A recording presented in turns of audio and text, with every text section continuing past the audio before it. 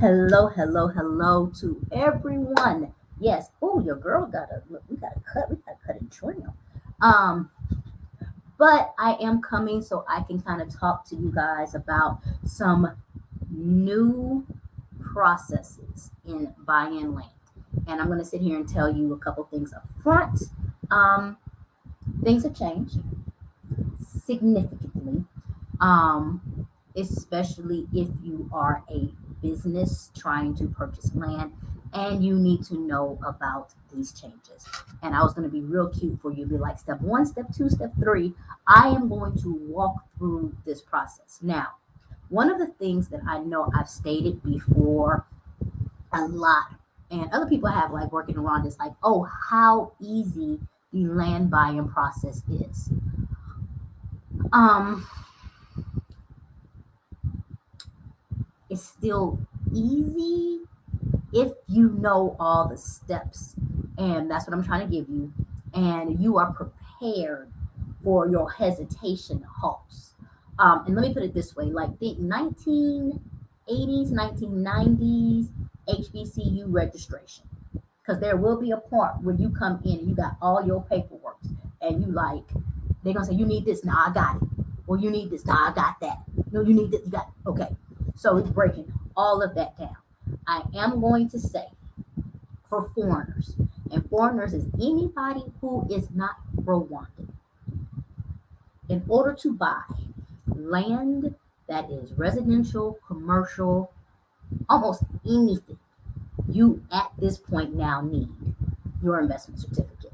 So first things first, me saying anything, my cousin connection does do investment certificates. We do help you through that entire process. We talk you through. We will review your business plan. I'm going to give you a disclaimer right now. There's no way you should be paying anybody $1,000 to do an investment certificate or get your investment certificate. It is not that major. We do charge for our services. We charge fair rate. But I've heard some numbers down the system, and I'm like, yeah, them numbers are ridiculous.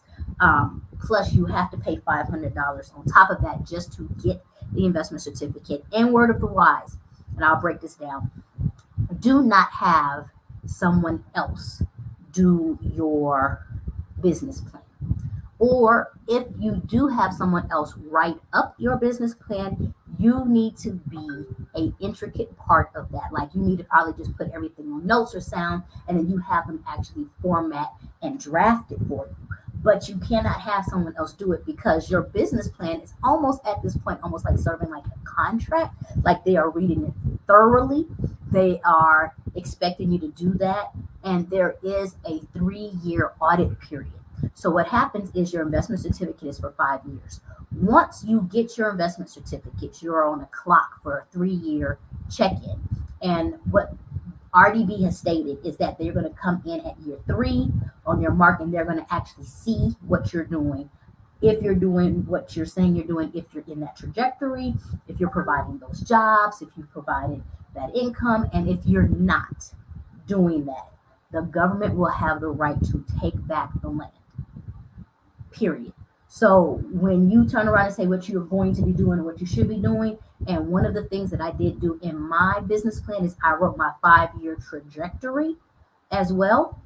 So it wasn't just I'm going to do this. It was like year 1, we plan to do this. Year 2, we plan to do this. Year 3, we plan to do this. But there is a countdown as soon as you submit in that you will be audited and just looked at, are you doing what you stated that you were doing? So that's real. So let me go back to investment certificate. First and foremost, number one, my cousin connection, we do specialize in doing the investment certificates. We've done a good number. We've done a good number, did mine. Um, but we've been walking through that process and knowing and calling RDB and getting updates. One of the updates is the 3-year check-in, so you need to know that piece. The other update is what I'm going to walk through in a second with the new rules around land, and I'm about to pull up that paperwork so you have it as well. If you are in the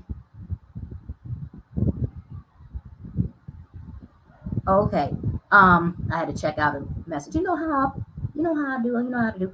Um, But if you're in the process and you're wanting to look into doing this and everything else like that, like still come on. Now, before I say anything else, because I am going to go through this, if you are just trying to do a business, if you want to come in and you want to do a popcorn stand, you do not need to do the investor certificate. You can simply register your business. We do those two. And when you register your business, you can go ahead and proceed with your business, utilizing your TIN number, renting out a space, creating all those things. You can do that. The investor certificate is especially for people who are either doing big investments or will be probably purchasing land or major equipment or different things in their name. So that, oh my God, that was like detriment. Okay. If you have questions, go ahead and post them in there. I'm trying to keep this one only to about 30 minutes. So I don't know what comes first, the cart or the horse. I don't know what comes first, if it's the chicken or the egg. So I don't know what comes first on you looking for land or you getting the investment certificate. I would probably go with getting the investment certificate first. However, here's another caveat. Part of the piece of the investment certificate now is they want to know what area you're looking in. So when you're submitting your investment certificate, you're supposed to say you're looking in this area or this city or this piece, right?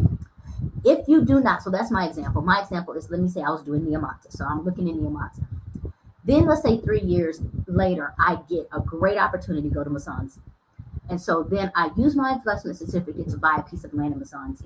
Supposedly, they're going to push that back and state that you need to get an extension on your investment certificate. So this is one of those new things. So when I say what comes first is the land or the investment certificate, do note that in your investment certificate, you're writing out the area. And no, you cannot just put Bokasera District, because I tried, because it's so big, or Eastern District. You kind of have to narrow down what you're looking for. So this is one of those new rules that they're kind of talking through and getting it, but it's definitely in, and they have talked about getting the land extension and different things like that. So there's going to be a big disclaimer on the end y'all need to know about. Stay tuned. So in my case, I kind of was doing both. I was going in for the investment certificate. I knew exactly the area I wanted to be in. And so once my investment certificate came through, and that's where you are officially now allowed to purchase land. However, there is a process that you must go through. And I am going to shout out the people who I looked at land with, and this is a horrible shout out because I don't know what professional name to use. So go ahead and email us at My Cousin Connection. I had a phenomenal experience. Very intuitive, very, very go-gettingness and everything else like that. So if you go to RDB first, they're going to give you a list of like these steps. Just so you know, I got into a fight at RDB. Like, I'm trying to stay positive. I got into a fight. I got into a fight at a couple places. So, yeah, I'm trying to really find this letter. So you have to have your investment certificate. Technically, once you find your piece of land that you want, I'm trying to give you the proper order, so please forgive me as I'm Googling this because I thought that I grabbed it and it's not in that space. How's everyone doing? How's everyone doing? I'm hoping everybody's really well. Here it is. Okay. So in the midst of my fight, I was told by Aftercare. Pay attention to that word, Aftercare. Aftercare is the people that take care of investors after they've done something, they need some questions. But I was told by Aftercare I should have came before I got my investment certificate, because they said they would have advised me for something. And so I'm going to break that piece down in a second, because I need to give you the facts first, and then I can give you like the headaches. So you have a checklist of conformity for land acquisition. That is the official title. You have to get your land confirmed. What they're confirming is that your business investment certificate aligns to the use of the land for sale. So I want to say it now and loud. You cannot buy agricultural land and then say you're going to go get it changed at the district. Now, you're going to hear me say this and you're going to be like, wait a minute, my friend told me this, my friend told me that, or so and so did that, or I know someone who did that. If you know anybody who's done it, ask if they have done it after May 2023. Ask if there's been any land changes after May 2023.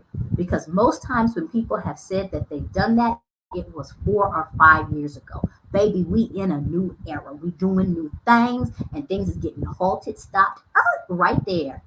Like beep boop, boop on you. Okay. So they're doing all these checklists first to make sure that whatever you're buying the land for lines up with your investor certificate. So you're looking for agriculture, residential, you're looking for mixed use, you're looking for tourism, but you have to make sure it aligns with your business plan. And the letter of conformity checks that. In fact, one of the things that I would do is as soon as I found a piece of land I liked and I got the UPI, I didn't just personally run the UPI anymore. I started going to the district office. I'm in Bulgasera. There's a reason why. That's another thing. Right now, Bulgasera is in the they on timeout. Like if there's a whole classroom of things going on, Bulgasera is in the midst of revamping their master plan. And I want to go through all of the checklists first. But Bulgasera technically is just standing still, waiting on God. And the airports and this master plan. They thinking of a master plan with nothing but dust inside their hand. All right, so let's go back to the checklist of conformity for land acquisition. Get your pen or paper if you're interested in being an investor. You're going to have to get a letter of request. They should not have put this one first. You can't get this one first. So, but you do need a letter of request to transfer from the land, from the address to the CEO of RDB. So you're writing a letter asking for land transfer, and it is addressed to the CEO of RDB. You are doing this last. You are doing this last. I don't even know why they put it first. Like, honestly, whoever at RDB, I love you. This whole thing needed to be scripted a little differently, okay? Number 2, a copy of the investment registration certificate not exceeding 5 years, otherwise renewing it before applying for the conformity letter, okay? Basically, a copy of your investment certificate. You need to have a copy of your investment certificate. Sometimes they have stated a copy of your business plan. If you get to this point, I would submit it anyway. You really don't need to, but I'm telling you, at this point, give them everything they need. Okay, this is what you need to have first to me. If you find a piece of land, you first need to get written and notarized expression of intent to transact the land by both seller and buyer. And when you tell the Rwandans or whatever this, they're going to look at you like you're crazy because no one has ever told them to do this before. It has never had to be done before. You've never had to sign a notarized paper that says, I plan on selling you the land. That is something totally new. And not only that, they still like, so when are we getting paid? When are we getting paid? Like all of these new rules, I wish they got blasted out in New Times or something like that because your locals who are selling don't know this. So that's one of the first things. If you're saying, yes, we intend to do this, you need to do it. And you probably need to date it for like 2 weeks. Like I dated mine for 5 days. We thought it was going to be a quick process. No, you probably need to date it for 2 weeks before, the promissory expires or whatever. Okay. Copies of the land titles of the lands to be transacted. You do need that pretty much second. That's a good one. Business plan. Once again, this is wonky because some districts have asked for it and some districts have not. It's just a wonky. So to save yourself, have it. Just have it. I'm telling you, you're doing a PowerPoint presentation. This is like going for your PhD. All right. Now, here is your kicker. You need to have a construction permit or a letter from the city of Kigali or the district that confirms that the project fits into the master plan. That's a highlight. So here's your technical. Your technical is if you're trying to do outside of Kigali, you need to go to that district office. They have a district office. You need to address a letter. They didn't say that. Write a letter to the land officer. Now, here's your other caveat. You don't know. We were told to write it to the land officer because technically the land officer can pull up the master plan and that person will confirm it. But when it came to Sarah, we were kicked back the first time and said we had to address it to the mayor.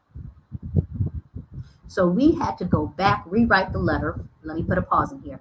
And every single letter you write must have your company stamp on it. So if you're a brand new investment company, you need to go get an official business stamp because you need to stamp all your stuff with your business company stamp, okay? But then we had to address the letter to the mayor. We addressed the letter to the mayor. We made sure it was scripted properly. And then this is something that's kicker. We got back an official letter from the mayor that basically told us to Google it.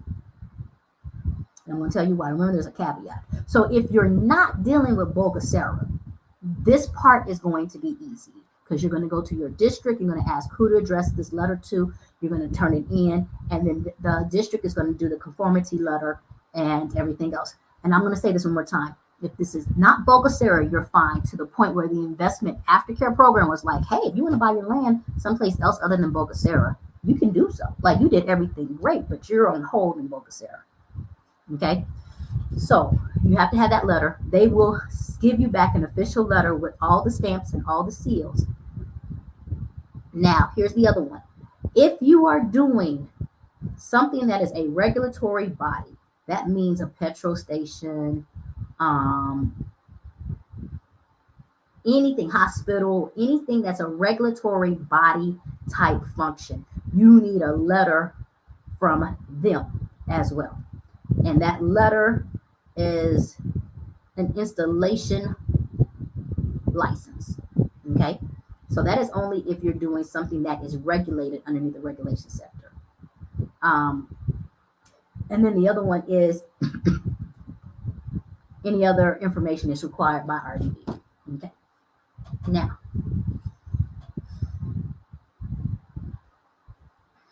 remember what I said, the HBCU process? Like, everybody has a job, but nobody can tell you what you really need to know. So in Sarah, something's happening called a master plan. So what's happened is that they really have froze everything, but they won't tell you. They won't tell you we've halted everything.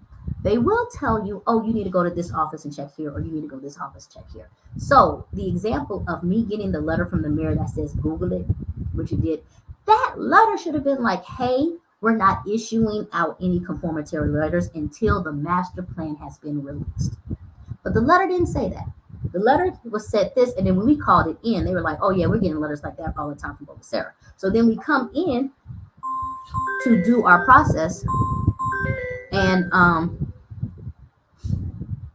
the people are like, yeah, this letter is not correct. And we're like, well, we did what we did. We called it in. Y'all said that y'all used to it. They say, yeah, but look at what's written. And they were like, yeah, we got a whole bunch of these. And I'm sitting here like, so why is it written like this when we did what you need? And so the word came out quietly like, yeah, that's what Sarah is doing now because they have the master plan.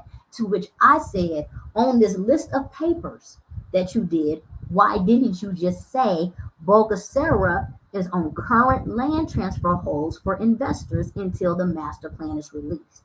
And he was like, you need to talk to Sarah. And I'm up here like, well, I'm talking to you. And so, like I said, it was big. It was big. It was a big argument. Like, it was a real big argument. Because my whole thing was, I'm dealing with the frustration of nobody telling me what is, and everybody's telling me, oh, what, this person here, this person here. It's plain and simple. And I'm not saying I went through this process. I'm saying that I know I went through this process. I have 2 other people who have gone through this process.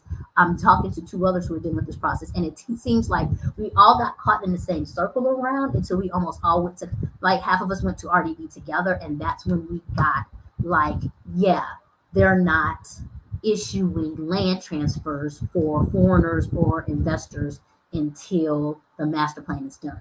To which we were like, why didn't you just say, like, this whole script is right there. That's a little asterisk that you had to put in.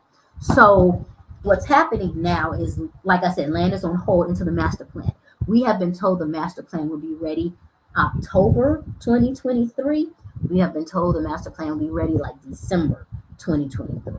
So when it comes to buying land, like all the other districts, nobody else is affected by this. And it makes sense that this is happening in Bulgaria because the airport is there. And like if you ever drive by, you can see it being built and everything, which means that they have to reissue land. And another thing is if you're going back to the buying process, there are a lot of people who will say, yes, my land is residential, and there are houses there. And it's not, it's agriculture. And what happened is that those houses were built maybe 4 years or 5 years ago when they were not being really regulated. In fact, one of the places that we saw, we were looking, beautiful space, beautiful space. It's all residential. And the guy came up to us and he was like, yeah, but for some reason, they're just not giving out permits. Like, we were one of the last houses to get a permit. Like, okay. So we were like, cool. Why are they not giving out permits? Let's check. They didn't give out permits because I promise you not, the area of land that we were looking at, and we had the document that said it was like residential, just got changed to agricultural like 45 days before. So there's a lot of, eh? And that is going to cause you to get upset and get frustrated. But that's why I'm here for you. So I have about 5 more minutes with you guys. If you want to post any questions, post your questions. And also for those people who are purchasing consultations, I love you. Thank you. We have some great conversations, and I'm constantly trying to keep you up to date as much as I can with as much as I know to do. Number two, you cannot. Oh, that's another one. So also back in the day, back then, people would buy agricultural land and they would then put a house on it or something like that and call it a farmhouse. They are regulating that as well, and you just can't do it anymore. Like I talked to, I think, 2 engineers, and they're like, yeah, they're not going to give us a construction license to do that. Like they're really checking to make sure that what you're doing is lined up with what the land use is, and then what you're saying you're going to do, you're going to do. So I don't know. That's it. That's all the questions I had for me. But the investment certificate and the land buying process, if you've watched any of my videos before, I was like, yeah, you just do this, and this. That's the way it used to be, player. Back then, you ain't know me. Now you hot. I forgot the song, but that's what Rwanda is like. Oh, y'all come. Y'all come. Okay, well, we're gonna regulate this thing now. We're gonna make sure that A plus B is equaling up to C. We ain't going around and we ain't fudging no little numbers. We ain't doing it. And that's the other question for people who are asking about people investing. They're here, and investors are here.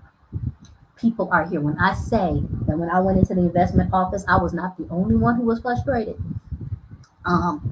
Baby, I saw a Korean man just. I talked to him. I talked to you. I talked to her. I talked here. I talk. I just talk. I talk. And I was like, baby, I looked at him. I was like, I don't know how to say I feel you, but I feel. So I think part of the goal for this is not to discourage, is to encourage and give information. Like if you're finding yourself sitting in an office waiting and frustrated, put in your headphones and just go. You have to pretty much be there. I'll be like, why can't somebody else sit? Well, I've done that a couple times.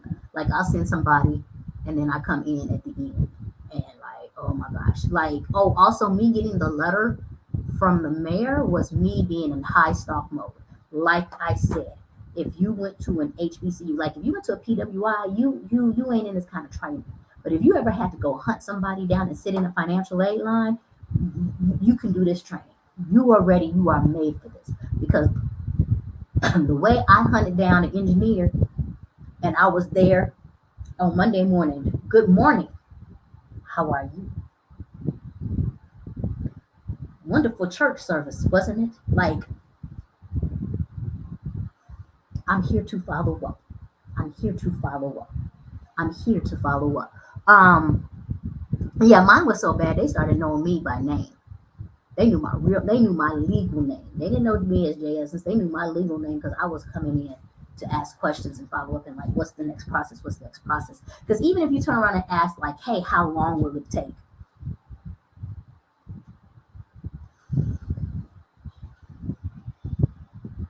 So we're currently in a hold, and that is though for bogus seller.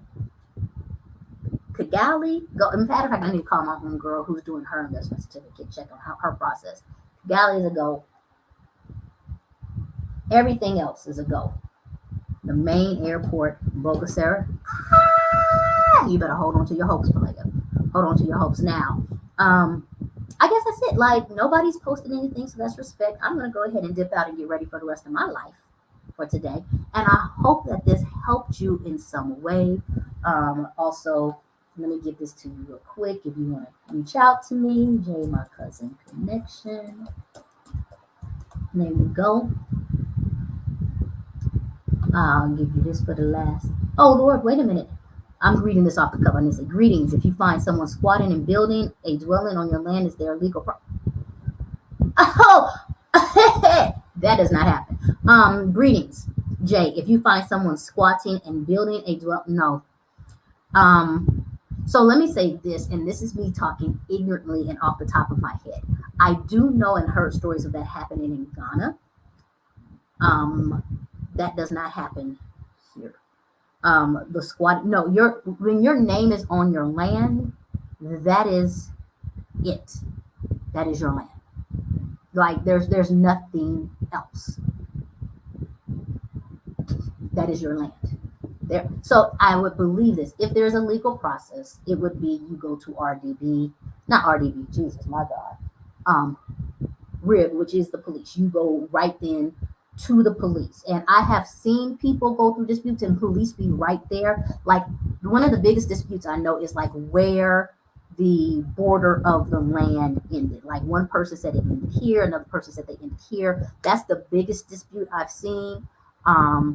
It was like the community leader came out and did interference. The police was there. It was a really big deal. Everybody was involved. And what happened more so with that one is that there was a solution. However, the local kept pushing the solution to be differently. So it got like really crazy.